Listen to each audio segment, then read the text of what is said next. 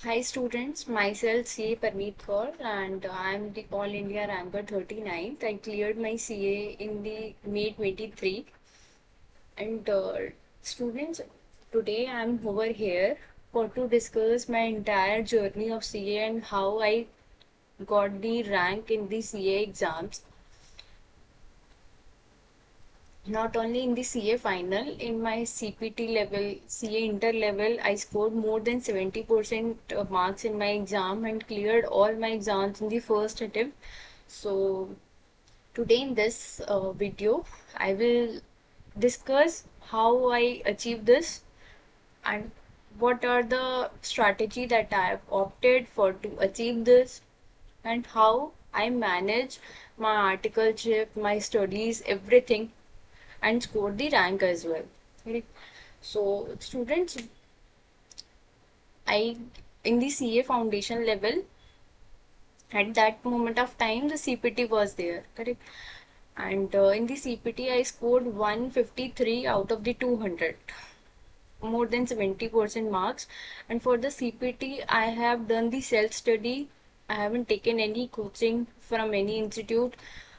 Just I refer the question banks, watch go through the study material. मैंने study material पूरा पूरा पूरा पढ़ा था, कुछ भी मिस नहीं करा था स्टडी मटेरियल में. Even my all 3 levels of CHRE मैंने कभी भी स्टडी मटेरियल को इग्नोर नहीं किया. मैंने स्टडी मटेरियल को हमेशा priority the.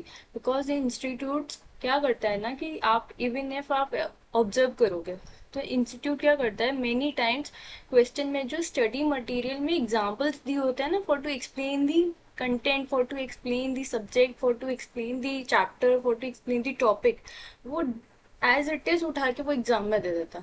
Many times it happens with me कि जो वहां पर एक एग्जाम्पल होता था ना वो मेरे एग्जाम में आ जाता था.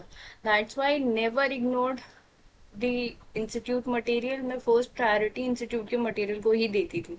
ठीक है, मैंने इंस्टीट्यूट का मटेरियल पढ़ा, उसी से प्रैक्टिस करी और पास्ट ईयर अटेम्प्ट के क्वेश्चंस मैंने हर लेवल ऑफ CA, हर लेवल ऑफ एग्जाम में एटलीस्ट 5 पास्ट ईयर अटेम्प्ट के क्वेश्चन मैंने प्रैक्टिस किए हैं.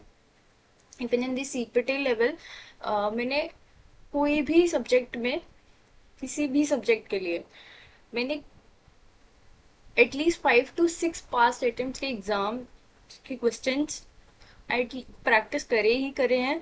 और एग्जाम देने से पहले मैंने पास्ट ईयर पेपर, ऑल्दो मैंने पास्ट क्वेश्चन अटेम्प्ट कर लिए थे, बट एग्जाम देने से पहले मैंने पास्ट क्वेश्चन प्रैक्टिस करने का जरूर ट्राई करा. ठीक है, this is about the CA foundation level. लेकिन CA इंटर में कैसे, अब CA इंटर के लिए भी मैंने कोचिंग नहीं ली थी. मैंने बहुत एक या दो सब्जेक्ट मैंने सिर्फ टैक्सेशन के लिए एक टीचर से हेल्प ली थी. Not the coach entire coaching, मैंने कोचिंग तो नहीं ली थी. तो अब मैंने इंटर भी कैसे मैनेज करा, तो द थिंग इज मैंने हमेशा इंस्टीट्यूट की मटेरियल को ना बाइबल समझा. मैंने कभी भी उसको साइडलाइन किया ही नहीं. वो ऐसा इसलिए, जैसे मैंने मेंशन किया ना कि इंस्टीट्यूट के मटेरियल से ही डायरेक्ट क्वेश्चन आते थे. और स्टूडेंट क्या होता है ना कि मैंने स्टूडेंट्स को मैंने देखा है वो इतना सारा स्टफ एक साथ इकट्ठा कर लेते हैं.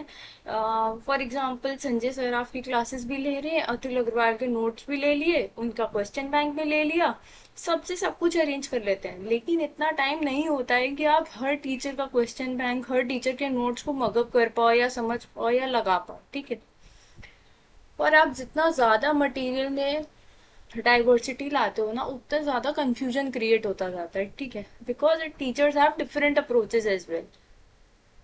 मैंने क्या करा ना, मैंने इंस्टीट्यूट का मटेरियल लिया, इंस्टीट्यूट के मटेरियल से समझा, कंसेप्ट को समझा, कंसेप्ट में क्लैरिटी लाई.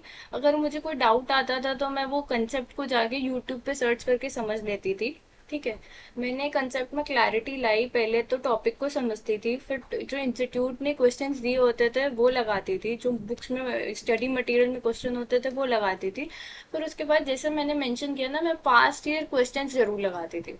ठीक है, तो जो क्वेश्चन बैंक कंपाइलर बहुत सारे आपको मार्केट में मिल भी जाते हैं, मेनी टीचर्स के होते हैं. इफ़ यू वांट मैं उन टीचर्स के नेम या क्वेश्चन बैंक आपको लिंक भी दे दूंगी. तो आप you can buy, you can purchase that if you want to do that. ठीक है। और जब मेरा एक, जैसे फॉर एग्जांपल मैं पार्टनरशिप चैप्टर प्रैक्टिस कर रही हूँ, ठीक है, मैं पहले पार्टनरशिप समझा, एडमिशन समझा, फिर एडमिशन से रिलेटेड क्वेश्चन जो इंस्टीट्यूट के मटेरियल पे है वो करे, फिर उसके बाद मैं क्या करती थी ना, मैं अपने कंपाइलर में जाती थी, एडमिशन से रिलेटेड क्वेश्चन समझती थी, और मेरी प्रैक्टिस हो जाती थी, और जो एडमिशन से रिलेटेड डाउट होते थे वो क्लियर हो जाते थे, ठीक है। और फिर जब मेरा फुल चैप्टर हो गया, देन आफ्टर दैट मैं ये इंश्योर करती थी कि कोई भी क्वेश्चन मेरा लेफ्ट नहीं होना चाहिए, ठीक है। इंस्टीट्यूट के बैक में जो क्वेश्चंस दिए होते थे वो भी जरूर लगाती थी, कंपाइलर के भी सारे क्वेश्चंस कवर करती थी, ठीक, ताकि मेरे पास्ट ईयर क्वेश्चंस पे फुल क्लैरिटी लानी चाहिए, ठीक है। लेकिन ना मैंने हर लेवल ऑफ जर्नी में एक स्ट्रैटेजी थी जो कभी भी मिस आउट नहीं करी। क्या होता है ना स्टूडेंट, फॉर एग्जाम्पल जब हम क्वेश्चन देखते हैं तो मेनी अ टाइम्स कुछ ट्रिकी चैप्टर्स होते हैं जहाँ पर क्वेश्चंस में ना एडजस्टमेंट दिखती है हमें। फॉर एग्जाम्पल अब मैं सीए फाइनल का बात करूँ, तो सीए फाइनल में जैसे एनआर चैप्टर है, ठीक है, नॉन रेसिडेंट, तो वहाँ पे बच्चों को बहुत कंफ्यूजन रहता है कि कब हमें कंसीडर करना है कि ये ग्रॉस इनकम है और कब कंसीडर करना है कि ये नेट इनकम है। For example ma'am received word लिखा है, तो अब ये ग्रॉस इनकम होगी कि नेट इनकम होगी? रिसीव्ड वर्ड से बच्चों का इंटरप्रिटेशन क्या आता है कि नेट इनकम है, नहीं, बिल्कुल भी नहीं है ऐसा, ठीक है। आपको सिर्फ रिसीव्ड वर्ड के साथ नहीं जाना होता है। अगर ऐसा कुछ मेंशन है कि ग्रॉस रिसीव्ड है, मतलब dividend received, FTS received, interest received है, इनकम रिसीव्ड है, डिविडेंड इनकम है, इंटरेस्ट इनकम है, एफटीएस इनकम है, if these type of wording are there, तो मतलब ये ग्रॉस इनकम होती है, ये नेट इनकम नहीं होती है, ठीक है। अमाउंट रिसीव्ड लिखा है तो ये नेट इनकम होती है। तो ये ऐसी छोटी छोटी एडजस्टमेंट्स का इम्पैक्ट बहुत बड़ा होता है हमारे एग्जाम में, ठीक है। तो मैं क्या करती थी ना कि ऐसी जब कभी भी एडजस्टमेंट्स मुझे मिलती थी, तो मैं फ्रॉम वेरी फर्स्ट डे, जब मैंने फर्स्ट टाइम अपने चैप्टर को पढ़ा तब तो नहीं, लेकिन मैंने जब फर्स्ट रिवीजन स्टार्ट करती थी ना एग्जाम से पहले, आई यूज टू डू रिवीजन, तो मैं जब फर्स्ट रिवीजन करती थी ना तो मैं इन सारी एडजस्टमेंट्स को एक पेपर पेपर लेकर उसमें जॉट डाउन कर लेती थी। द रीजन इज, क्योंकि मेरे को पता था कि जब मैं 1.5 डे पे आऊंगी तो बहुत गैप हो चुका होगा इस सब्जेक्ट को उठाए हुए, ठीक है। फॉर एग्जाम्पल मैंने 60 डेज 40 डेज पहले ही सब्जेक्ट पढ़ा होगा, तो चांसेस आर देयर कि कुछ कंसेप्ट मेरे माइंड से स्किप हो जाएंगे, ठीक है। माइट भी पॉसिबल है कि जो स्किप हुआ है वही एग्जाम में आ जाए, ठीक है। अब द थिंग इज कि जो हम वो 1.5 डे में याद रखते हैं, जो हम रिवाइज करते हैं, जो हम ब्रशअप करते हैं, मोस्ट प्रोबेबली हमें वही याद होता है, ठीक है। वेरी रेयर चांसेस कि दूसरे कंसेप्ट भी बिल्कुल याद रहें, ठीक है। तो I use to prepare myself for that 1.5 day from very initial, ठीक है। तो उसके लिए मैं क्या करती थी ना, मैं ऐसी एडजस्टमेंट्स को जॉट डाउन कर लेती थी। तो ऐसी एडजस्टमेंट जब जॉट डाउन हो गई, तो जब मैंने 1.5 डे, जो 1.5 डे है, जब मेरे चैप्टर रिवाइज हो गए हैं, सब कुछ हो गया, समराइज हो गए, तो मैं इन एडजस्टमेंट्स को अगर एक बार गो थ्रू कर लूंगी, अगर एक बार मैंने वो मिडिल पेज को अगर गो थ्रू कर लिया, hardly it will take 15 to 20 minutes, ठीक है।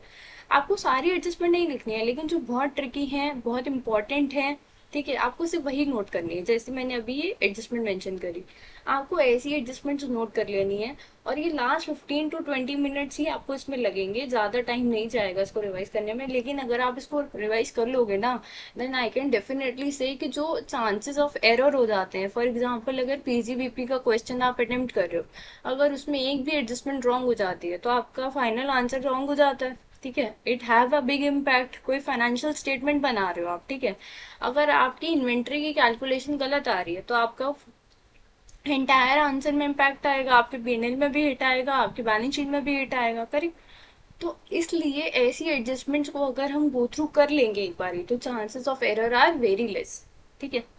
एक ये स्ट्रैटेजी मेरी होती थी। और मैं क्या करती थी ना, जब मैं फर्स्ट रिवीजन कर रही हूँ, ठीक है, तो जब मैं फर्स्ट रिवीजन करती थी ना तो मैं क्वेश्चंस को 3 तरीके से मार्क कर देती थी। एक हाईली इंपॉर्टेंट है जो मुझे एनी हाउ 1.5 डे पे भी एक बार ब्रशअप चाहिए, ठीक है, जो बहुत ज़्यादा इंपॉर्टेंट है, बहुत ज़्यादा ट्रिकी है।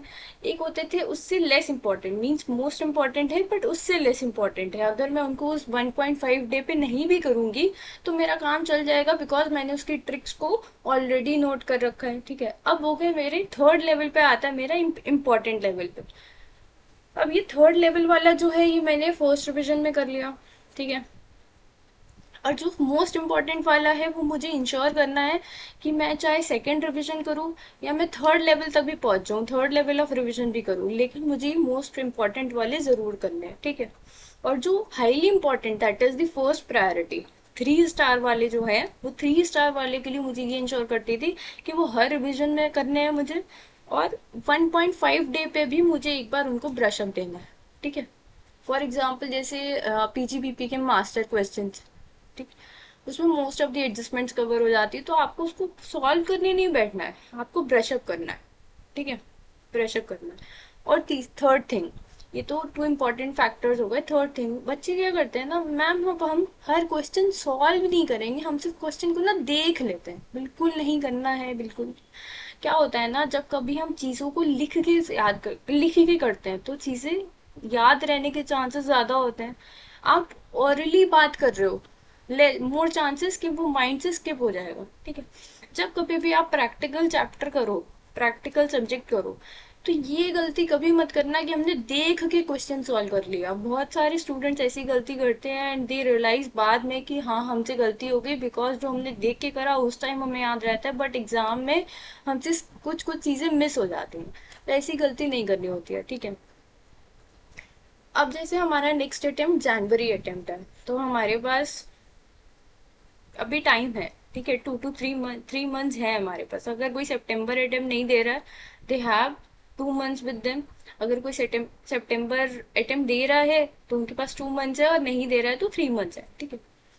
तो अगर आपके पास अभी 2 to 3 मंथ्स का टाइम है, you have sufficient time for your preparation, ठीक है। 90 डेज का पीरियड, 60 to 90 डेज का पीरियड इनफ होता है फॉर द प्रिपरेशन।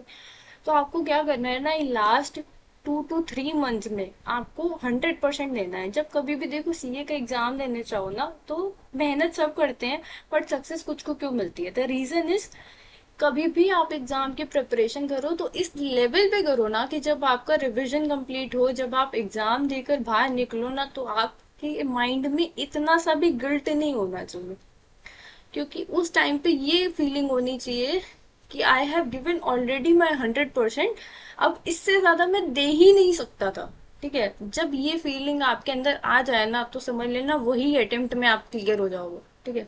कोई आपको नहीं रोक सकता है क्लियर होने से, because the thing is we need dedication. तब जब आप 100% अपना ऑलरेडी दे चुके होते हो ना, means you have already applied full dedication in that achievement, correct. वो उस गोल को अचीव करने के लिए आपने ऑलरेडी फुल डेडिकेशन दे दिया है। जब ये थिंग रह जाए और जब एग्जाम दे के आप बाहर निकलो और आपको ऐसा आपको लगे कि यार वो क्वेश्चन मुझे नहीं आता था, शायद मैं थोड़ा सा एफर्ट और डाल देता, शायद मैं वो 1 घंटा और डाल देता तो मैं ये कर लेता। द थिंग, यही चीजें जो है जो बच्चों को अचीव गोल अचीव करने से रोक लेती है, ठीक है। तो आपको क्या करना है ना, जब कभी भी आप रिविजन करो, जब कभी भी आप लास्ट डे रिवीजन करो, जब कभी भी आप प्रैक्टिस करो, तो ये इंश्योर करना कि आप अपना 100% दे रहे हो। जिस दिन आप अपना 100% दे दोगे, समझ लेना वो अटेम्प्ट आपका है, आपको वो अटेम्प्ट को पास करने से कोई भी नहीं रोक सकता, ठीक है। और द फोर्थ थिंग इज कि अब लास्ट 2 to 3 मंथ्स जो बचे हैं ना, इसमें आप ये इंश्योर करो कि एटलीस्ट 10 to 12 आवर्स आप डिवोट करो, at least 10 to 12 hours a day. और अगर आप थ्योरी सब्जेक्ट पढ़ना चाहते हो तो ट्राई कि आप थ्योरी सब्जेक्ट हमेशा मॉर्निंग में पढ़ो। आई अग्री, कुछ लोग कहते हैं कि मैम हम मॉर्निंग पर्सन नहीं है, हम मॉर्निंग में हमसे उठा नहीं जाता। आई अग्री, मैं भी मॉर्निंग पर्सन नहीं हूँ, even I use to sleep at 3-4 AM भी, ठीक है। I am not a morning person, I can't. But in the exam time जब मेरा रिविजन टाइम था ना, तो इन द लास्ट 4 मंथ्स मैंने 14 to 16 आवर्स पढ़ा है। जब मेरा वो 1.5 डे आ गया था ना, तो मैंने इतना ज्यादा उसको स्ट्रेच कर लिया था। At that moment of time I was like कि इससे ज्यादा आई कांट डिवोट, मतलब मैं इससे ज्यादा 1 मिनट भी डिवोट नहीं कर सकती थी, ठीक है। तो आपको भी यही स्ट्रैटेजी करनी है। अगर आप मैक्स 10 आवर्स कर सकते हो, तो जितना ज्यादा मैक्स आप स्ट्रेच कर सकते हो आपको उतना ही करना है, ठीक है। बच्चों में क्या होता है ना, जोश होता है, जब वेन दे स्टार्ट रिविजन, तो फर्स्ट वीक तो वो इतना ज्यादा टाइम डिवोट कर लिया, नहीं आज तो हम 14 घंटे पढ़ेंगे। फर्स्ट वीक 14 घंटे होता है, सेकेंड वीक वो 12 घंटे हो जाता है, फिर धीरे धीरे करते जब लास्ट वीक आता है ना, तो वो 8 घंटे 9 घंटे पे फॉल कर जाता है। आपको गिराना नहीं है, आपको बढ़ाना है, ठीक है। अगर आपकी बॉडी ज्यादा स्ट्रेच नहीं कर पा रही है तो आप इनिशियली 9 आवर्स से 9 आवर्स से स्टार्ट करो, फिर धीरे धीरे बॉडी को स्ट्रेच करके 14 आवर्स तक लेकर आओ, क्योंकि वो जो 1.5 आवर डे होता है ना, उसमें आपको 14 आवर्स भी कम लगेंगे। आप जब 14 आवर्स डिवोट कर दोगे, देन यू विल फील कि हाँ मैंने अपना 100% दे दिया। 14 आवर्स ऐसे नहीं कि बस बैठे हैं और पढ़ रहे हैं, आपको अपनी फुल डेडिकेशन के साथ देना है। और आई विल रिक्वेस्ट कि अगर आप ये 2 to 3 आवर्स, अगर अपनी लाइफ में ये 2 to 3 आवर्स, आप 10 to 12 आवर्स, अगर bare minimum 10 to 12 hours devote करके आप अपना 100% डेडिकेशन दे देते हो ना, then definitely no one can stop you from this achievement. आप डेफिनेटली 100% चांसेस होते हैं कि आप अपना जो गोल है, आप अपना जो सी है वो क्लियर कर सकते हो। आपकी रैंक आने के, आपको रैंक लाने से कोई नहीं रोक सकता, बिकॉज रैंक लाना is not a tough task. Rank लाना टफ नहीं है, बट डेडिकेशन इज टफ। मेहनत सब करते हैं, आप भी करते हो, हम भी करते हैं, सब करते हैं, बट रैंक कुछ को क्यों मिलती है, एग्जामेशन कुछ को क्यों मिलती है, बिकॉज ऑफ द स्ट्रैटेजी, ठीक है। आपको नोट्स बनाने हैं, ठीक है। जब आप फर्स्ट रिवीजन कर रहे हो, अभी करेक्ट टाइम है, आप अपना रिवीजन स्टार्ट करोगे, तो मेक श्योर कि जब आप ये अपना फर्स्ट रिवीजन कर रहे हो ना, तो ट्रिकी एडजस्टमेंट्स को नोट करो, ठीक है। पास्ट क्वेश्चंस जरूर लगाओ, पास्ट एमटीपी आरटीपी जरूर देखो। देखो आई एक्सेप्ट कि आईडीटी और डीटी के केस में ना अमेंडमेंट्स होती हैं तो डिफिकल्टी आती है, ठीक है। और ऑल्दो कंपाइलर में सारे क्वेश्चंस कवर भी हो जाते हैं, but still after attempting the compiler I will prefer you to attempt for once at least past year RTP, past year MTP खुद से attempt करो। जब आपकी वैल्यूज चेंज, आपको नेम चेंज वहां दिखेगा, तो अपने आप को टेस्ट करो, क्या मैं अटेम्प्ट कर पा रहा हूँ। If you are able to attempt, then it means you are capable enough to attempt the questions in the exam, ठीक है। आपको नोट्स बनाने हैं, आपको ट्रिकी एडजस्टमेंट्स नोट कर लेनी है, आपको मोस्ट इंपॉर्टेंट क्वेश्चंस जो हैं वो कैटेगरी में डिवाइड कर लेने हैं, और ये कैटेगरी आपको मेंटेन करके चलनी है। और ये हाईली इंपॉर्टेंट क्वेश्चंस आपको लास्ट 1.5 डे पे याद करने हैं, क्योंकि क्या होता है ना, मोस्ट ऑफ द स्टूडेंट्स के केस में ये आता है कि सर वो लास्ट 1.5 डे में पढ़ना कैसे वो बता दीजिए। अब वो करना क्या होता है, मैम लास्ट 1.5 डे पे कोर्स कंप्लीट कैसे किया जाए। आई अग्री हूँ, लास्ट 1.5 डे जो होता है ना, वो बहुत क्रिटिकल होता है, क्योंकि वही डिसाइड करता है कि हमारा फ्यूचर, हमारा गोल अचीव होगा कि नहीं होगा, ठीक है। तो जब हम पहला रिवीजन कर रहे हैं ना, तभी से ही हमें अपने आप को उस 1.5 डे के लिए प्रिपेयर करना है, क्योंकि जो हमने बस 1.5 डे में पढ़ा होगा ना, वही हम एग्जीक्यूट कर पाएंगे, और उसी के बेसिस पे हमारा रिजल्ट डिटरमाइन होगा। इसीलिए from very first day mark your questions, ठीक, अपने नोट्स बनाओ, ठीक है।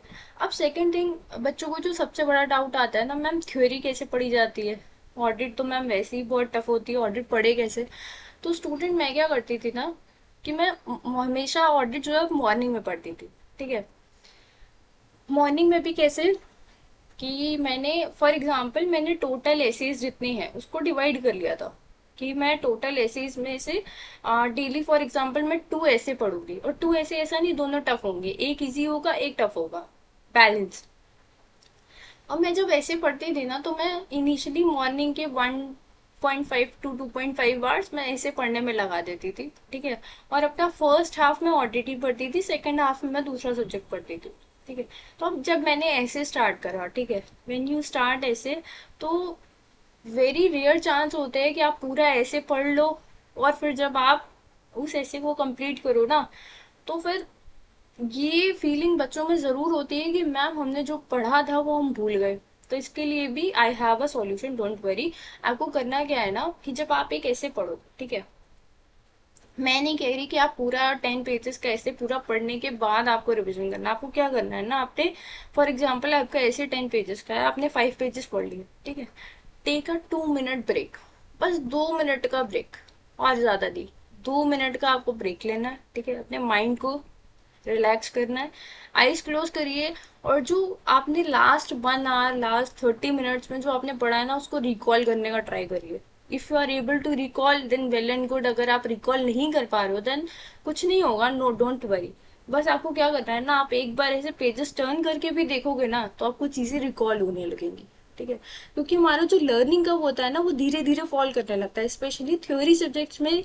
स्टूडेंट्स को प्रॉब्लम आती है, ऑडिट रिटेन करने में प्रॉब्लम आती है। तो उसी के लिए ये स्ट्रैटेजी है कि आप पहले अपना इनिशियली पढ़ो, फिर 2 मिनट्स का ब्रेक लो, आप वो चीज़ों को रिकॉल करने का ट्राई करो कि मैंने क्या पढ़ा था। ठीक है, अच्छा ये ऐसा बोल रहा था, ये ऐसा बोल रहा था, अब आपने पढ़ लिया। ठीक है, अब जब आपके ऐसे अबाउट टू कंप्लीट है या फिर ऐसे के सारे इंपॉर्टेंट टॉपिक्स कंप्लीट हो चुके हैं, तो अब आपको करना क्या है ना, आपको ऐसे के जो इंपॉर्टेंट टॉपिक्स कंप्लीट हो गए हैं उसके साथ ही साथ एक कंपाइलर के थ्रू क्वेश्चंस लगा लेने हैं। देखो सबसे बड़ी गलती क्या होती है ना, बच्चे कंसोलिडेट करने लगते हैं चीजों को, मैं सारे ऐसे पढ़ लूंगा उसके बाद आई विल अटेम्प्ट क्वेश्चन। ऐसी गलती कभी भी आपको नहीं करनी है, ऐसी गलती आपको कभी भी नहीं करनी है। ठीक है, आपको करना क्या है कि आपको ऐसे पढ़ना है, आपको उससे रिलेटेड सारे चैप्टर, मतलब उससे रिलेटेड कंपाइलर में जाना है, सारे जो क्वेश्चंस हैं वो आपको गो थ्रू करने हैं।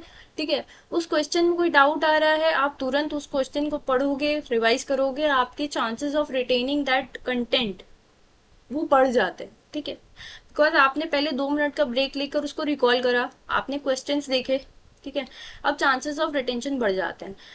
आई एग्री कि अगर आप उस टाइम नहीं पढ़ पा रहे हो, थोड़ी देर बाद पढ़ लो, थोड़े टाइम बाद पढ़ो, लेकिन पढ़ना आपको सेम डे पे ही है, उसके क्वेश्चंस आपको सेम डे पे ही लगा लेने हैं। ठीक है, उसके क्वेश्चंस आप सेम डे पे लगा लो। ठीक है, अब ऐसे हो गए, अब जो आपका रिमेनिंग टाइम है ना उसमें आप ऑडिट के अदर चैप्टर पढ़ लो। ठीक है, बिकॉज एसेज को एक साथ पढ़ोगे तो बहुत कंफ्यूजन हो जाता है, इसलिए थोड़ा थोड़ा थोड़ा करके आप जब पढ़ोगे then it will be a better for you. ठीक, अब स्टूडेंट्स का एक फर्दर डाउट आता है कि ma'am one subject in a day, कि 2 सब्जेक्ट इन अ डे, कि 4 सब्जेक्ट इन अ डे। तो क्या होता है ना स्टूडेंट्स, कि गूगल के आर्टिकल पे तो बिल्कुल नहीं जाना चाहिए। गूगल का आर्टिकल तो ये भी बोलता है कि यार कुछ बच्चे ऐसे हैं ना जो 8 सब्जेक्ट भी एक दिन में पढ़ सकते हैं, जो 5 सब्जेक्ट भी एक दिन में पढ़ सकते हैं, वो कहते हैं हम 4 सब्जेक्ट भी एक दिन में पढ़ के दे सकते हैं।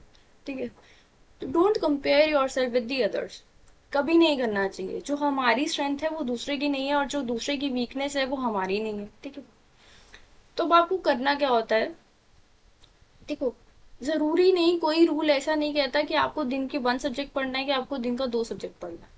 अब आपको ये डिसाइड करना कैसे है। देखो अगर मेरे से पूछो तो मैंने दिन का एक ही सब्जेक्ट पढ़ा था। ठीक है, because I am the person who can't handle diversity too much, मतलब मैं इतनी सारा चीजों में ना कंफ्यूज नहीं हो सकती। ठीक है, बट हाँ मेरे को ओवरवेलमिंग होने लगता था, अगर मैं क्या करूँ ना, मैं 4 घंटे किसी को दूँ, 4 घंटे किसी को दूँ, 4 घंटे किसी को दूँ, मेरे को रिटेंशन में प्रॉब्लम होती थी। तो मैंने क्या किया था, मैंने वंस वन डे में एक ही सब्जेक्ट पकड़ा। ठीक है, मैंने एक सब्जेक्ट कंप्लीट करने के बाद दूसरे सब्जेक्ट पे स्विच किया, लेकिन लेकिन लेकिन लेकिन एक ट्विस्ट है कहानी में। अब मैडम ट्विस्ट क्या है बताते हैं। देखो प्रॉब्लम क्या आती है ना, थ्योरी सब्जेक्ट में आती है, you can't devote your entire 10 to 14 hours in a day for a theory subject. भाई नहीं हो सकता, ना हो सकता है, ना हो पाया है, ना हो पाएगा, हो ही नहीं सकता। तो अब मैम करना क्या है, भाई देखो मेरे साथ तो था, ऑडिट में बड़ी समस्या आती थी, मैं थ्योरी सब्जेक्ट ज्यादा पढ़ ही नहीं सकती। तो मैं क्या करती थी, I use to devote half day with the theory, half day with the practical. जब मुझे थ्योरी सब्जेक्ट पढ़ना होता था तो मैं 2 सब्जेक्ट इन अ डे वाला कवरेज करती थी। तो मैंने ना थ्योरी के साथ भी अच्छा वाला सब्जेक्ट पकड़ा था जिसमें बोरियत ना हो बिल्कुल भी, दैट इज एएफएम। ठीक है, क्योंकि डीटी तो अपने आप में ज्ञान का सागर है, डीटी में तो खेल हो ही नहीं सकता। तो डीटी को मैंने हाथ नहीं लगाया, मैंने पकड़ा फिर एएफएम। ठीक है, मैं हाफ डे इनिशियल मॉर्निंग में फ्रेश माइंड के साथ मैं थ्योरी पढ़ती थी, 3 to 4 PM के बाद मैं एएफएम उठा लेती थी। एएफएम करते करते मेरी क्या हुआ ना, कि मैं ऑडिट तो मेरी चल रही थी लेकिन मेरी एएफएम खत्म हो गई। फिर मैंने एफआर के साथ ऑडिट को लगाया, लेकिन मैंने कभी भी थ्योरी सब्जेक्ट फुल डे नहीं पढ़ा। हाँ कभी थ्योरी सब्जेक्ट में कोई टॉपिक स्ट्रेच हो रहा था तो मैंने उसको स्ट्रेच करके कंप्लीट करा, लेकिन मैंने फुल डे कभी भी थ्योरी सब्जेक्ट नहीं पढ़ा। ठीक है, अब बच्चों का एक डाउट और आता है कि गूगल पे या फिर यूट्यूब पे ना कई वीडियोस मिल जाती हैं जहाँ पे टीचर्स हैं या फिर कोई स्टूडेंट्स हैं या फिर कुछ लोग हैं जो ये मेंशन करते हैं कि 10-4-2 का अप्रोच फॉलो करो, कोई कहता है 8-4-2 का अप्रोच फॉलो करो, कोई बोलता है 10-5-1 का अप्रोच फॉलो करो। डिफरेंट डिफरेंट अप्रोचेस मेंशन करते हैं कि फर्स्ट रिवीजन में 8 दिन दे दो, सेकेंड रिवीजन में 4 डे दे दो, और थर्ड रिवीजन में 2 डेज दे दो, और जो फोर्थ रिवीजन होगा दैट इज 1.5 डे में हो जाएगा। देखो very easy to say but difficult to implement for some. ठीक है, अब ये 8 डेज का अप्रोच, फॉर एग्जाम्पल मैं डीटी सब्जेक्ट पकड़ती हूँ, तो 8 डेज का अप्रोच बीटी सब्जेक्ट के लिए is not a very easy task. ये उनके लिए इजी है जिन्होंने क्लासेस के साथ ऑलरेडी एक first round of revision already कर लिया, ठीक है। बहुत डिफिकल्ट होता है ये कह पाना कि हर बच्चे का first round of revision classes के साथ ही हो जाए, वेरी डिफिकल्ट उसे। अगर हो भी जाता है तो क्लासेस के बाद जब बच्चे एग्जाम्स के लिए एक्चुअली में प्रिपरेशन स्टार्ट करते हैं ना, दे रियलाइज कि यार हमने तो जो पहले पढ़ा था वो हमें याद ही नहीं है। मैनी मतलब वेरी कॉमन प्रॉब्लम है कि हमें कुछ याद ही नहीं है, ठीक है। उस केस में 8 डेज में ये अपने आप को डिसाइड करना कि 8 डेज में anyhow I will complete DT, ठीक है। एक्सेप्शन इज देयर कि आपके पास टाइम कम है, ठीक है। वो सिचुएशन मैं अभी कवर नहीं कर रही हूँ, बट अभी मैं कवर कर रही हूँ आपके पास 2 to 3 months है। तो आप ये अपने माइंड में बिल्कुल भी प्रॉब्लम या डिफिकल्टी मत बना के रखो कि नहीं, उन्होंने बोला है 8 डेज में डीटी खत्म हो जानी चाहिए तो मेरी 8 डेज में डीटी खत्म नहीं हुई तो आपका कॉन्फिडेंस लेवल डाउन हो रहा है। नहीं, इस 2 to 3 months में आपको अपना कॉन्फिडेंस लेवल बिल्कुल डाउन नहीं करना है। उस यूट्यूब वीडियो के बेसिस पे आपको अपनी एनर्जी, अपना माइंड, अपना कुछ भी डाइवर्जन नहीं करना है, ठीक है। आई अग्री कि अगर डीटी में आप 8 दिन दे रहे हो, आई डीटी कंप्लीट नहीं हो रही है, तो आपका टारगेट होना चाहिए डीटी आपकी 10 to 12 डेज के बीच में हो जानी चाहिए। डीटी 10 to 12 डेज में अगर हो जाती है फर्स्ट राउंड ऑफ रिविजन में, then give a appreciation to you कि आपने डीटी जैसा सब्जेक्ट आपने फर्स्ट राउंड में फुल कंप्लीट कर लिया 10 डेज के अराउंड, ठीक है। आपको फर्स्ट राउंड अगर आपका क्रिस्टल क्लियर होगा ना तो सेकंड राउंड में आपको उतनी ही आसानी होगी, बिकॉज फर्स्ट राउंड अगर क्रिस्टल क्लियर नहीं है तो सेकंड राउंड में उतनी कॉम्प्लेक्सिटी आती है और थर्ड राउंड में तो बढ़ती चली जाती है, ठीक है। अब क्रिस्टल क्लियर का ये मतलब भी नहीं कि हम लगे पड़े एक एक केस लॉ ढूंढ रहे हैं, नहीं। क्रिस्टल क्लियर मतलब आपका कंसेप्चुअल क्लैरिटी क्लियर है, ठीक है। कंसेप्चुअल क्लैरिटी है, फर्स्ट रिवीजन आपका हो गया है, तो आपके लिए बहुत ही बेनिफिशियल पोजीशन है, ठीक है। अब द थर्ड थिंग इज कि मैम केस लॉ का क्या नाम भी याद करना पड़ेगा, केस लॉ का ईयर भी याद करना पड़ेगा? मैम कैसे करना पड़ेगा? क्या जो बुक में लैंग्वेज लिखी होती है वो पूरी लिख के आनी पड़ेगी? नहीं। देखो क्या होता है ना, केस लॉ का अगर आपको नाम याद है then it's a great thing, ठीक है। आप नाम लिख दो, ईयर याद नहीं है तो डजेंट मैटर, ठीक है। लेकिन अगर आपको केस लॉ के नाम में कोई भी एम्बिग्विटी है तो I will request you not to mention the name of the case law. Case law का नाम कभी भी मेंशन मत करिए, ठीक है। केस लॉ का नाम आपको मेंशन नहीं करना है, गलत नाम कभी भी आपको मेंशन नहीं करना है। आप अपनी जजमेंट आपको बस सही याद होनी चाहिए, ईयर भले याद रहे या ना रहे, ठीक है। तो students, these are the important factors, these are the important tricks, important points जो आपको बिल्कुल इंश्योर करने हैं कि आपने एग्जाम से पहले, अब ये जो 2 to 3 मंथ्स है ना ये बहुत क्रिटिकल होते हैं, और अगर आप ये जो स्ट्रैटेजीज, जो टिप्स मैंने आज आपको दी, अगर आप ये इम्प्लीमेंट कर लेते हो, no one can stop you from scoring the rank and getting the examination in the exams, ठीक है। अब मेरे पास और भी एक रिक्वेस्ट है कि मेरे को सब्जेक्ट वाइज मैम प्लानर बता दीजिए कैसे कैसे कितना कितना टाइम डिवोट करना है, वो I will cover in my next video. For this video I will keep up to the tricks, tips only. तो ऑलरेडी मैंने आपको सारे टिप्स ट्रिक्स दे दिए हैं। अब मेरे हाँ, one of the students asked me कि मैम अपने ना मार्क्स भी मेंशन करिएगा, तो एज आई ऑलरेडी मेंशन मेरे सीए सीपीटी लेवल पे 153 थे out of 200, and CA inter पे 564 out of the 800, and the final level पे तो ऑल इंडिया रैंक 39 है। और मेरा सीपीटी मैंने सेल्फ स्टडी से निकाला, इंटर भी ऑलमोस्ट सेल्फ स्टडी थी। एक सब डीटी के लिए मैंने टैक्सेशन के लिए हेल्प ली थी टीचर की, ठीक है। फाइनल लेवल पे I took classes for some of the teachers, because articleship के साथ मैनेज करना बहुत प्रॉब्लमेटिक हो रहा था, बट हाँ कुछ सब्जेक्ट्स के लिए मैंने फिर भी सेल्फ स्टडी करी थी, ठीक है। और वेरी हेल्पफुल थी वो मेरे लिए सेल्फ स्टडी। तो इफ़ यू वांट मैं वो बुक्स के नाम, वो टीचर्स की बुक्स, वो लिंक्स सब शेयर कर दूंगी। डू कमेंट, वो आप कमेंट में मेंशन कर देना if you want that, I will share that as well, ठीक है। In the my coming video I will share the subject wise planner also कि आपको क्या क्या टाइम डिवोट करना है, मैंने क्या क्या किया था जिसके बेसिस पे I scored rank एग्जामिशंस in all my subjects, ठीक है। और आप अगर ये वाली ट्रिप्स जो मैंने आज आपको टिप्स बताई हैं, ट्रिक्स बताई हैं, ठीक है, अगर आप ये अप्लाई कर लेते हो, लाइक नोट्स बनाना, पास्ट ईयर अटेम्प्ट के एग्जाम के चेक कर, पास्ट ईयर पेपर ट्राई करना, पास्ट ईयर आरटीपी सॉल्व करना, ठीक है, क्वेश्चंस को मार्क करना, अगर ये सब इंपॉर्टेंट टिप्स आप अप्लाई कर लेते हो then no one can stop you. So hope guys आपको ये वीडियो अच्छी लगी होगी, and if you like the video, do subscribe my channel. I will upload more videos like this, how to help you, how to solve the topics, मतलब tough topics को easy कैसे बना सकते हैं। मैं अपने चार्ट्स भी आपके साथ शेयर करूंगी विच आई हैव यूज्ड। तो do subscribe my channel, like my video. Thank you, bye bye.